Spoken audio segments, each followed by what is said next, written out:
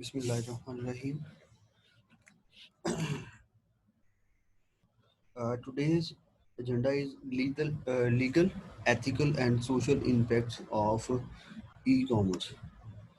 कि ई-कॉमर्स या ई-कॉमर्सिंग जब आप कर रहे होते हैं उस वक्त आपको कौन कौन से इश्यूज को फेस करना पड़ सकता है। वो लीगल हो सकते हैं, एथिकल हो सकते हैं या सोशल हो सकते हैं। तो इसमें जो लर्निंग ऑब्जेक्टिव्स हैं उसमें हम बताएंगे कि मतलब डिफरेंस क्या है लीगल में और एथिकल इश्यूज में while dealing with e-commerce sites या e-commerce business, understanding difficulties of protecting privacy in e-commerce। तो कौन कौन सी मुश्किलात का सामना करना पड़ सकता है या कौन कौन सी प्रॉब्लम फेस करना पड़ सकती हैं while you are dealing with e-commerce। उसके बाद इश्यूज ऑफ इंटेलेक्चुअल प्रॉपर्टी, ये जो हमने लास्ट टाइम टॉपिक किया है आईपी का, इंटेलेक्चुअल प्रॉपर्टी राइट्स इन ई कॉमर्स। ठीक है, तो उसमें describe unsolicited and problems and remedies. तो कौन वो प्रॉब्लम्स जो हैं, स्टिपुलेटेड जो प्रॉब्लम्स हैं उनको जो फेस करना पड़ सकती हैं और उनका सोल्यूशन क्या होगा। उसके बाद understand the conflicts between free speech and censorship on the internet. ठीक है, तो ये जो है कॉन्फ्लिक्ट्स जो अराइज होते हैं, फ्री स्पीच मतलब जो ओपन थ्रेड्स होते हैं आपको, ठीक है, या प्लान्ड होते हैं जैसे हैकर्स वगैरह करते हैं। ठीक है, उनको आपने किस तरह से अंडरस्टैंड करना और किस तरह से उनसे बचना है, वो चीज़ें इसके अंदर डिस्कस करनी है।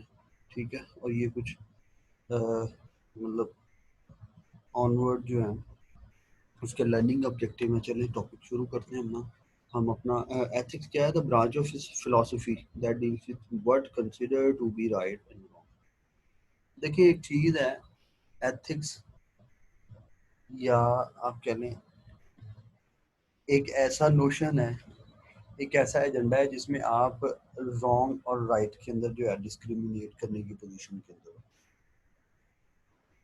ठीक है, तो ये फिलॉसफी की ये एक ब्रांच है जो चीज़ों को गलत या सही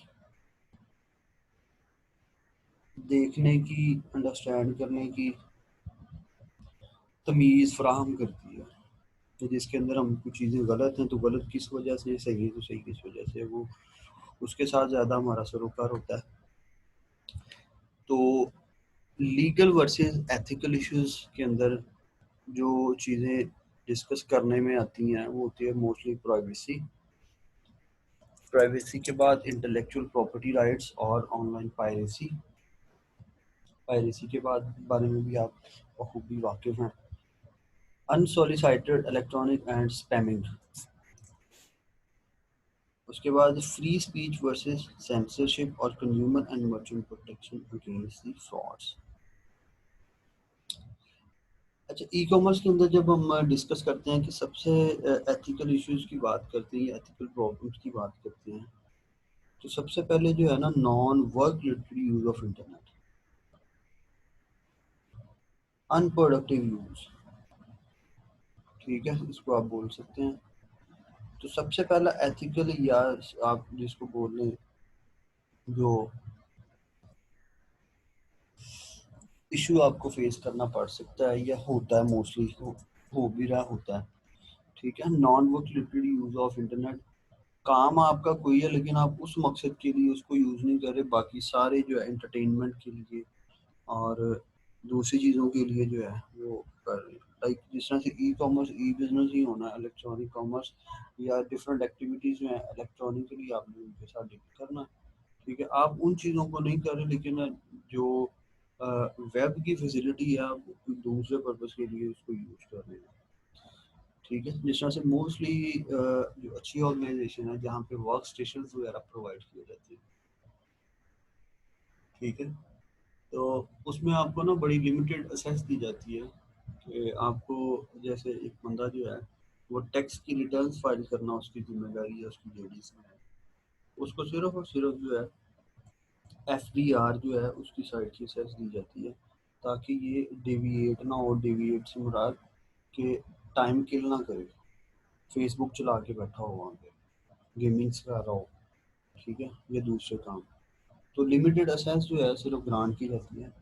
तो इसको ये इसकी रेमेडी होगी, या आप कह लें अगर इस तरह का प्रॉब्लम होता है तो ये वाला प्रॉब्लम अगर आप उसको रिस्ट्रिक्टेड असेस नहीं देते तो ethical issues arise हो सकते हैं। Non-work related use of internet, employees are tempted to use emails and web for non-work related purposes। दूसरों को मतलब मोबाइल नहीं अलाउ है तो वहाँ पे आप ईमेल के जरिए सारा जो है वो, जिसको हैंग आउट बोलते हैं, अगर ओपन एसएस दी हो तो वो उधर से काम चला लेगा अपना। उसके बाद some companies this use is tremendously out of proportion with their work related use। ठीक है, तो ये वही बात है, प्रपोर्शनेट जो है उनको सेंस दी जाती है कि जहाँ जहाँ पे इनको जरूरत पड़ सकती है वह सिर्फ वहीं तक जो है ये असेस कर सकें, बाद में जो है इससे ज़्यादा असेस ना कर सकें। लाइक जिस तरह से गूगल की कोई इक्का दुक्का सर्विसेज जो है आपको ग्रांट की कर दी जाती है या असेस दी जाती है, सिर्फ वही आप यूज़ कर सकते हैं। Utility of monitoring employ uses can be considered. इसको आप जो है अगर कुछ प्रॉक्सीज वगैरह होती हैं, प्रॉक्सीज यूज़ करके जो है अगर रेस्ट्रिक्ट भी किया जाता है तो उस असेस को बाईपास करने की कोशिश की जाती है बाय यूजिंग प्रॉक्सीज। ठीक है, जिनमें नंबर्स ऑफ आपके सॉफ्टवेयर आ जाते हैं, या by manipulating the configuration network की, उसको आप खुद से चेंज कर देते हैं। तो अगर चेंज कर लेते हैं तो इसकी मॉनिटरिंग हो रही होती है, तो आप उसको, क्योंकि यहाँ पे इंटीग्रिटी का जो हमने साइलेंट फीचर्स पढ़े थे वेब बेस्ड बिजनेसेस के, उसमें आप झूठ नहीं बोल सकते, हर चीज़ मॉनिटर हो रही है और ऑन दी रिकॉर्ड है। तो बच्चों इसमें जो है ना यूटिलिटीज़ जो है ना मॉनिटरिंग की, वो भी यूज़ की जा सकती है ताकि आप प्रॉपर चेक एंड बैलेंस रखें। कि अगर एक बंदा बार बार असेस करने की कोशिश कर रहा है और वो असेस डिनाइड या असेस ग्रांटेड नहीं है उसको, तो आप उसको पर्सनली भी थ्रू योर टेलीफोनिक या वन टू वन जो है कन्वर्सेशन आप उसको बावर करवा सकते हैं कि यार यहाँ पे आप इस सैलरी पे नहीं है कि आपने यहाँ पे यही काम करना, जो आपकी जेडीज हैं वो पूरी करें। उसके बाद जो है आपने मोस्टली देखा होगा या सुनने में आता है कि जो ओल्ड एम्प्लॉयज़ हो जाते हैं ना, जिनकी अप्रेजल्स वगैरह हो चुकी होती हैं, उनको फिर जो है ओपन असेस दे दी जाती है। ठीक है, तो शुरू में अगर फ्री हैंड किया हो तो फिर वो मुश्किलात पैदा करता है, डेविएशन फ्रॉम वर्क होती है। Utility of monitoring employ uses can be considered one of the most controversial issue. उसके बाद codes of ethics useful guidelines for the corporate web policies. ठीक है, कोड्स ऑफ एथिक्स से मुराद कि आपने अगर आपको फॉरम या कोई सॉफ्टवेयर प्रोवाइडर जो है वो यूज़ कर रहे हैं तो मिस यूज़ नहीं करना। जैसा मोस्टली जो कॉन्फिडेंशियल इंफॉर्मेशन होती है उसको असेस नहीं करना, जिसके साथ आपका काम है आपने सिर्फ वही असेस करना। पहली चीज़ कि आपने जो हमने पहले पढ़ा कि non work related use of internet नहीं करना। अगर वर्क रिलेटेड कर रहे हैं तो कौन कौन सी इंफॉर्मेशन को आपने असेस करना। Issue written policy guidelines about the employ use of internet. ठीक है, तो वेब बेस्ड ही होते हैं मोस्टली सॉफ्टवेयर, मतलब सर्वर बेस्ड होते हैं। Make it clear to employ that they can not use copyrights trademarks material without permission. तो आपने ऐसी चीज़ें जो है असेस करने की कोशिश नहीं करनी, अगर ज़रूरत है तो आपने प्रॉपर अप्रूवल लेके वो यूज़ करनी है। Post disclaimers concerning content such as harmful code and that the company does not support. उसके बाद post disclaimers of the responsibility concerning content of online forums and chat session. ठीक है, तो इसमें मतलब ये सारी की सारी चीज़ें जो हैं आफ्टर अप्रूवल ही आप यूज़ करें तो बेहतर है। नहीं तो जो आपके स्टिपुलेटेड जॉब डिस्क्रिप्शन है आप उन्हीं को जो है फुलफिल करने की कोशिश करें। ठीक है, लेकिन वो ऐसा होता नहीं है। वो क्या है, मोस्टली जो सर्वर बेस्ड होती हैं चीज़ें उनके अंदर जो है पर्सनल मतलब सर्वर बेस्ड मेलिंग से एक दूसरे के साथ कम्युनिकेट करने के लिए यूज, अगर तो वो आपको अलाउ है देन आप यूज़ कर सकते हैं, नहीं तो अपने काम से काम रखिए। उसके बाद make sure that web content and activity comply with the laws in the other countries. आपने इंटरनेट रिसोर्सेज को जो साइबर के रूल हैं, ये कोड्स ऑफ कंडक्शन है, उनको सामने रखते हुए आपने जो है वेब कंटेंट या एक्टिविटीज़ को जो है परफॉर्म करना होता है। Make sure the web content and activity compliant with the law of authorities. ठीक है, इसमें आपने जो है ये रिपीट हो गया है दोबारा से। Make sure that the companies web content policy is consistent with other company policies. अब ये ना हो कि आप कोई नई रॉकेट साइंस ही कर लें कि जी ये हमारे यहाँ पे पॉलिसी नहीं चलती, हालांकि उसी जियोग्राफिकल एरिया के अंदर आपकी कंपनी जो है वो सिचुएटेड है, वाक़ है। तो आपने दूसरों के साथ भी जो है कम्युनिकेट करके या दूसरे के जिनसे आप बनवाते हैं ये वाले ई कॉमर्स साइट्स वगैरह, ठीक है, तो एज पर नॉर्मल होनी चाहिए, ज़्यादा सोफिस्टिकेटेड नहीं होनी चाहिए, ज़्यादा रिस्ट्रिक्शन नहीं होनी चाहिए, या ज़्यादा फ्री हैंड नहीं होना चाहिए। Appoint someone to monitor internet legal and liability issues. तो एक बंदा जो है या एक ऐसा आपने पर्सनल की जो जिम्मेदारी लगानी है कि उसको सिर्फ और सिर्फ सुपरवाइज करना, जो इंटरनेट बेस्ड या वेब बेस्ड एक्टिविटीज़ हैं एम्प्लॉयज़ की, उनको अगर कोई लीगल इशू राइज होता है तो वो उसी ने, जैसे ये अटॉर्नी वगैरह होते हैं, ठीक है, अगर हम इसकी लेजिस्लेटिव मैटर्स की बात करें, जो अटॉर्नी ऑफ लॉ होते हैं, ठीक है, गवर्नमेंट्स के जो वकील होते हैं, तो गवर्नमेंट के ऊपर भी केसेस हो जाते हैं, उनको जो है उन्होंने ही डील करना होता है। इसी तरह से साइबर के रेलिवेंट जितने भी इशू राइज होते हैं वो लीगल या एथिकल हो, उनकी लायबिलिटीज़ को जो है परफॉर्म करने के लिए, ऑब्लिगेशंस को परफॉर्म करने के लिए किस बंदे ने परफॉर्म करना है, ये भी आपने इसको गो थ्रू करना होता है, ये किसी की जिम्मेदारी लगानी होती है। ठीक है जी। उसके बाद आती है जी चीज़, have attorney review web content to make sure that there is nothing unethical और illegal on the company website. तो कोई भी ऐसी चीज़ नहीं होनी चाहिए जो एक पर्टिकुलर ग्रुप ऑफ पीपल्स या एक पर्टिकुलर वर्किंग ग्रुप को हैरास करे या उनको जो है अनएथिकली टारगेट करे। ठीक है, ऐसा जो है एक अटॉर्नी रिव्यू होता है जो मतलब नुमाइंदा को करता है, जो ओवर रिव्यू करने के बाद आपको सर्टिफिकेशन देता है। ठीक है, तो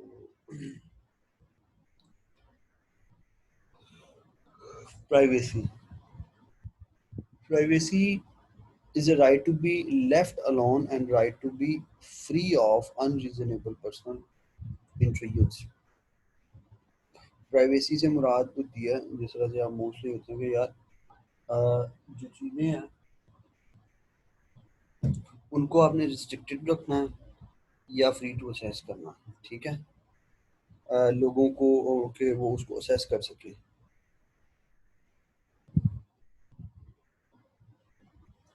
कलेक्टिंग इंफॉर्मेशन अबाउट इंडिविजुअल्स, तो इंडिविजुअल्स या लोगों के बारे में इंफॉर्मेशन आपने वही असेस करने की कोशिश करनी है जो आप कंसिडर करते हैं कि कंपनी के लिए बेनिफिशियल है। ठीक है, अब आप ज़्यादा मतलब पर्सनल, जिस तरह से एड्रेस वगैरह हो गया, ठीक है, इस तरह से लाइक एड्रेस हो गया, उसके बाद बोल दिया CNIC वगैरह यहाँ लगा। अब ज़्यादा पर्सनल तो वो तो कंपनी को फ़ायदा नहीं देने वाली, और आपका जो है किलिंग ऑफ टाइम भी है और रिसोर्सेज भी। ठीक है जी। उसके बाद cookies, spyware and similar methods, तो इसके लिए आप जो है यूज़ कर सकते हैं, मतलब जो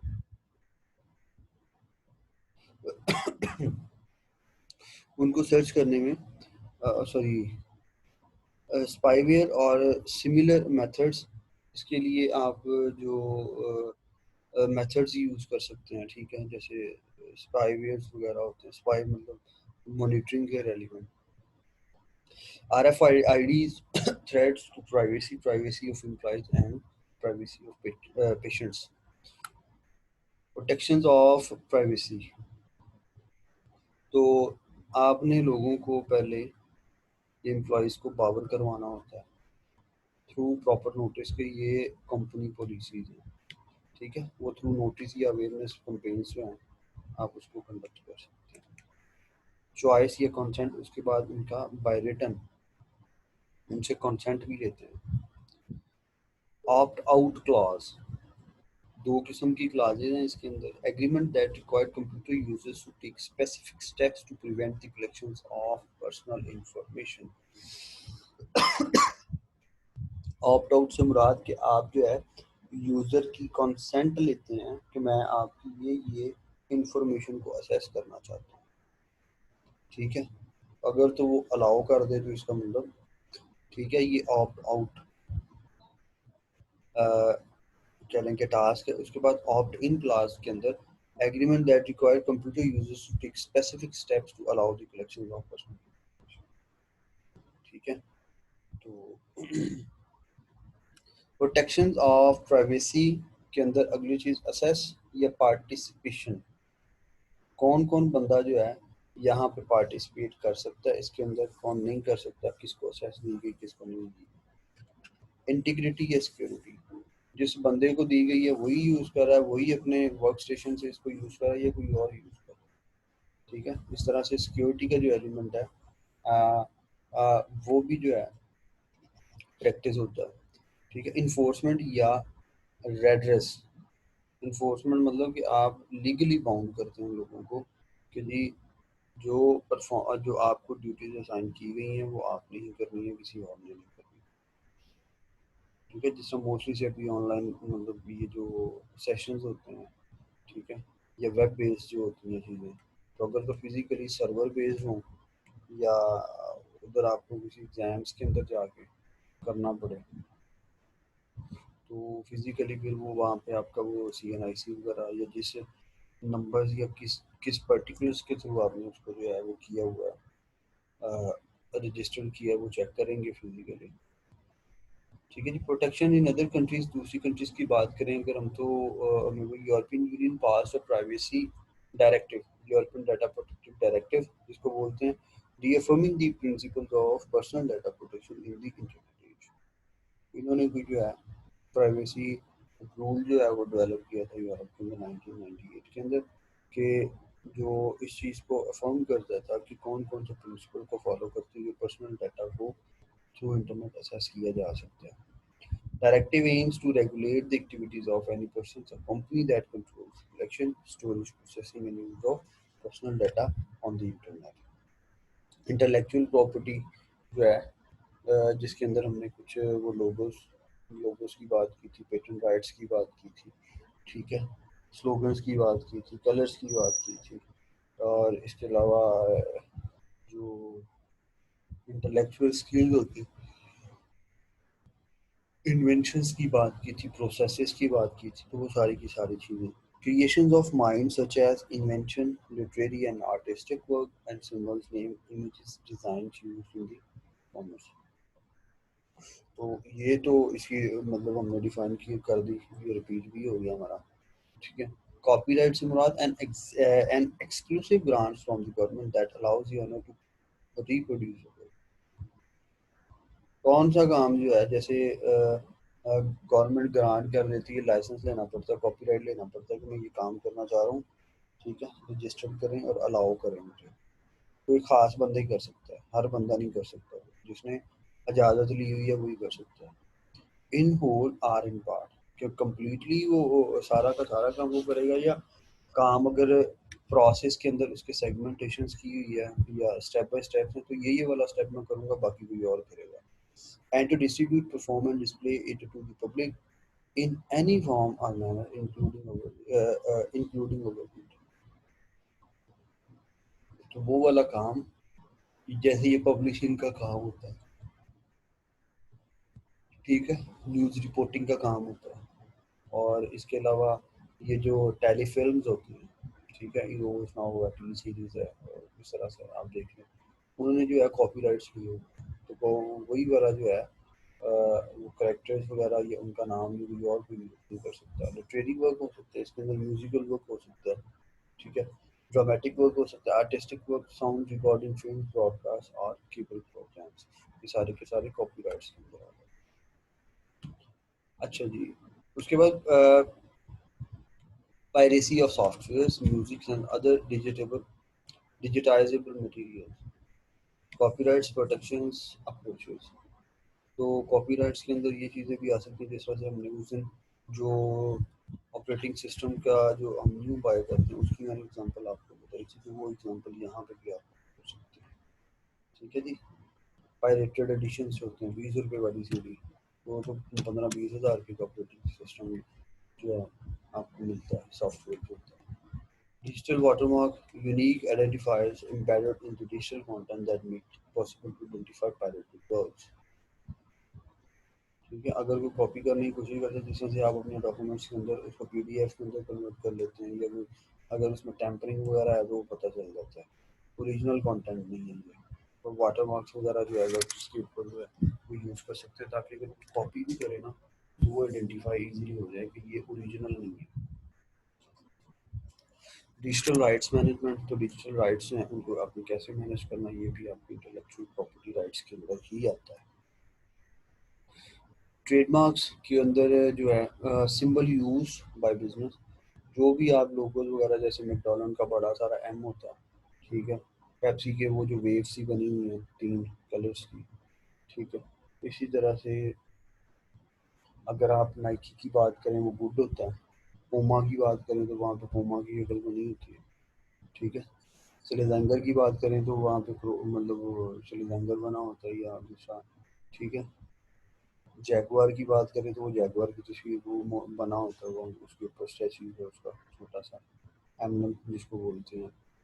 तो डिफरेंट एग्जांपल्स हैं उसकी इंटेलेक्चुअल प्रॉपर्टी राइट्स के। Symbol use by business to identify their goods and services, government registration of the trademark confers exclusive legal rights to its use. Domain name disputes and resolution, तो domain name disputes के अंदर domain name किसी का name है, ठीक है, like जिस तरह से मैं एक अपनी ई कॉमर्स साइट जो है उसको डेवलप करवाता हूँ और वो किसी और के साथ भी मैच कर रही है, ठीक है, या मैं वही मतलब किसी अनएथिकल वे के साथ उसको विदड्रॉ करवा लेता हूँ या अपनी पोजेशन में लेता हूँ।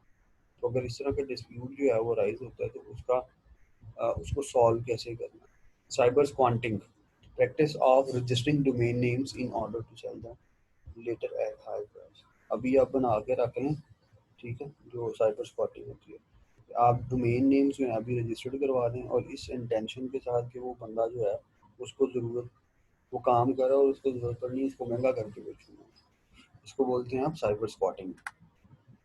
उसके बाद patents, documents that grants the holder exclusive rights to an invention for a fix number of years.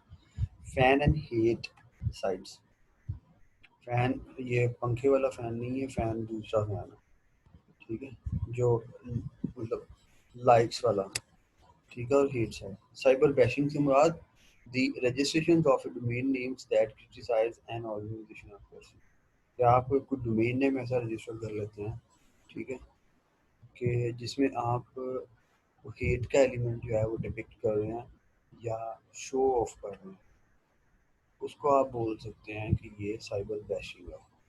तो ये भी जो है एक अनएथिकली या आप कहें कि लीगली लीगल इशू है वैल्यू ई कॉमर्स के अंदर, ठीक है जी।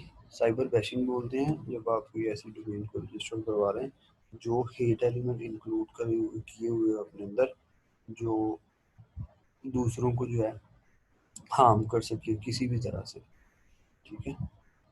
तो उसके बाद unsolicited electronic ads, problems and solution, तो कौन कौन सी जो है प्रॉब्लम्स फेस करना पड़ सकती हैं जब आप देखें फेसबुक ओपन करते हैं, ये तो आप कोई भी ई कॉमर्स साइट, तो साइट में ना उसके आ रही होती हैं एड्स कि ये भी बाई कर लें, ये भी इतने परसेंट इतने परसेंट। तो ईमेल स्पैमिंग से मुराद use of email to send unwanted ads and correspondence, ठीक है। तो आप जो है ईमेल स्पैमिंग जो है उसको ईमेल स्पेलिंग सॉरी स्पैमिंग उसको बोलते हैं कि आप ना अनडिजायर्ड लोगों को सबको सेंड कर देते हैं, कहीं ना कहीं से तो बिजनेस आएगा ही ना।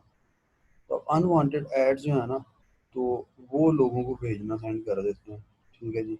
तो what drives unsolicited electronic ads, तो many spammers are just trying to get people's financial information, तो जिस तरह से अक्सर मेल्स वगैरह के अंदर आपको स्पैम फ़ोल्डर के अंदर या किया जाता है कि ये ऑथेंटिक है, कितनी देर से अभी फ्रेशली साइन अप तो नहीं हुआ है, फ्रेशली क्रिएट अकाउंट तो नहीं है, और आपसे वो रिक्वायर करे जिस तरह से बैंक्स की तरफ से अक्सर आता है कि फलां बैंक जो है या कोई भी बैंक आपसे आपकी पर्सनल इंफॉर्मेशन जो है नहीं पूछता, पिन्स नहीं पूछता, कार्ड के नंबर नहीं पूछता, क्योंकि उनके डेटाबेस के अंदर सब कुछ मौजूद है। क्यों पूछेंगे वो? तो ये स्पैमिंग जो है मोस्टली आपकी जो फाइनेंशियल इंफॉर्मेशन है उनको हासिल करने के लिए ही यूज़ की जाती है कि जी आपका इतने का बॉन्ड निकल आया, आपको इतना नाम निकल आया, इस तरह की चीज़ें। अच्छा, उसके बाद एंटी स्पैम लेजिस्लेशन, तो सॉल्यूशंस इसके जो है अ, उसके अंदर आती है एंटी स्पैम लेजिस्लेशन, जो कानूनी कार्रवाई होती है एंटी स्पैम मतलब इसको रोकने के लिए। ये कल होता है do not spam list protecting employees, कि आप जो है इसका इसके अंदर जो बेसिक मोटिव्स होते हैं वो यही हो सकते हैं कि आपने अगर हम बिजनेस की बात कर रहे हैं तो उसके अंदर आपने अपने एम्प्लॉयज़ को प्रोटेक्ट करना है। इंटरनेट के ऊपर जो है आप इंटरनेट यूज़ कर रहे हैं, लेकिन आपका एक इंट्रानेट भी मौजूद है जो विद इन द ऑर्गेनाइजेशन है।